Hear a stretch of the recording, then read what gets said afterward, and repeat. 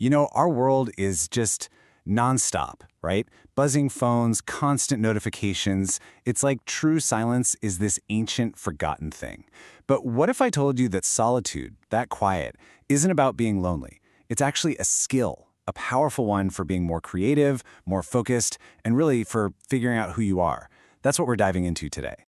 So let me ask you something. Do you ever just crave silence? Like real, deep quiet? I think most of us do. But here's the thing.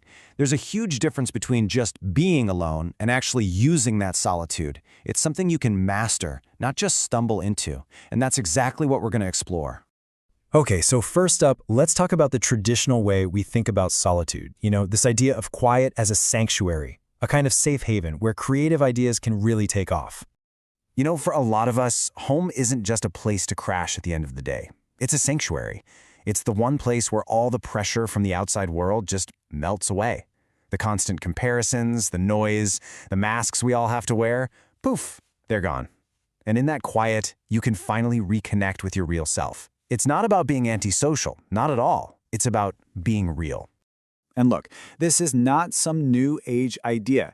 History is jam-packed with brilliant people who did their absolute best work alone. You've got philosophers like Kant and Schopenhauer, writers like Kafka, and even modern innovators like Bill Gates.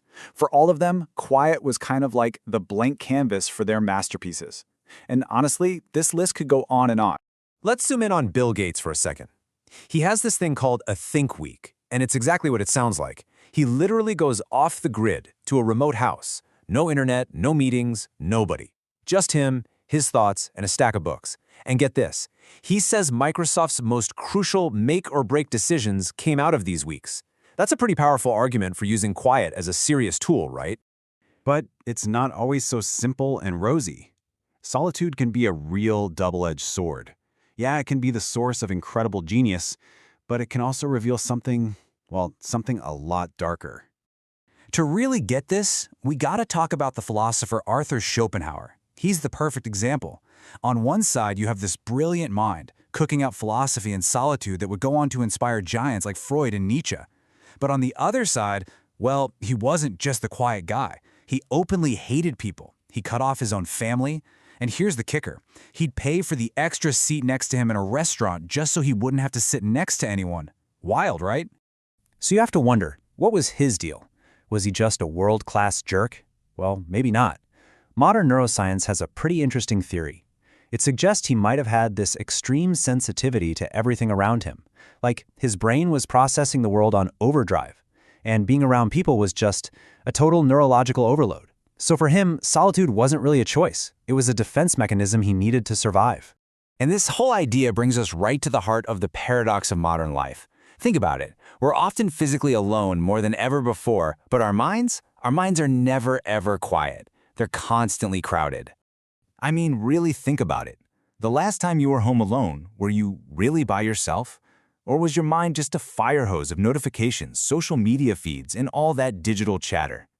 And here it is, the constant companion, the one thing that makes sure we're never truly alone, our smartphone. It snuck its way into every single quiet moment, right?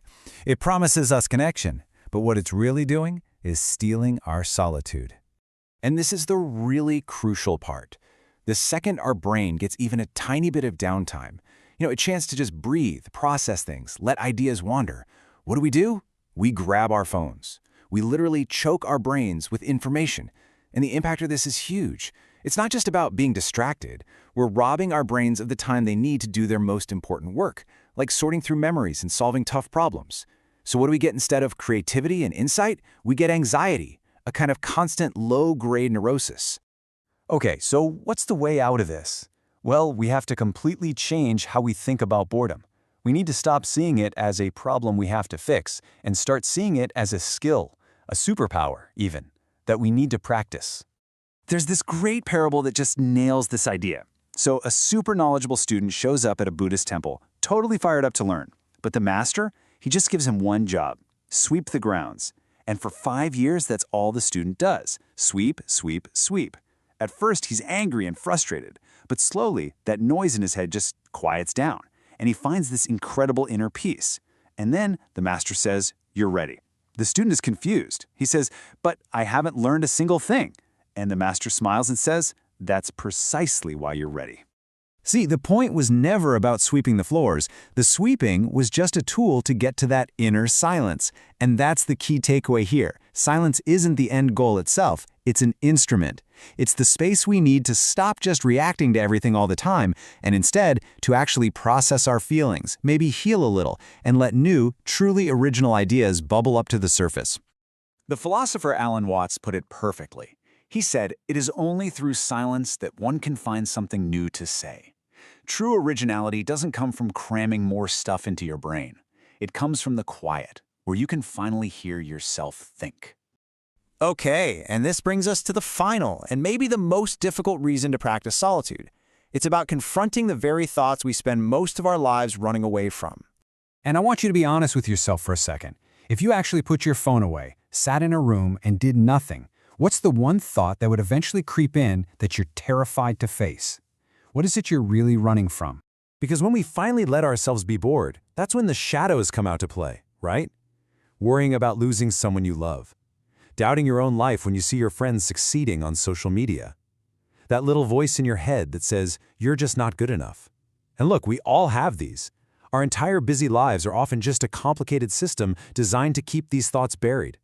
But here's the secret weapon. The goal isn't to get rid of these thoughts. You can't. The goal is to let them show up and just look at them, without freaking out, without judging. Because when you finally stop running and just face them, you realize something amazing. They're just thoughts, and suddenly they lose their power. They don't control you anymore. And what you gain in return is a much deeper, more solid understanding of yourself. So I want to leave you with this powerful thought from Carl Jung. He said, "Do not compare, do not measure. No other way is like yours. You must go the way that is in you." See, the world is always telling you to compare, to measure up, to follow someone else's map.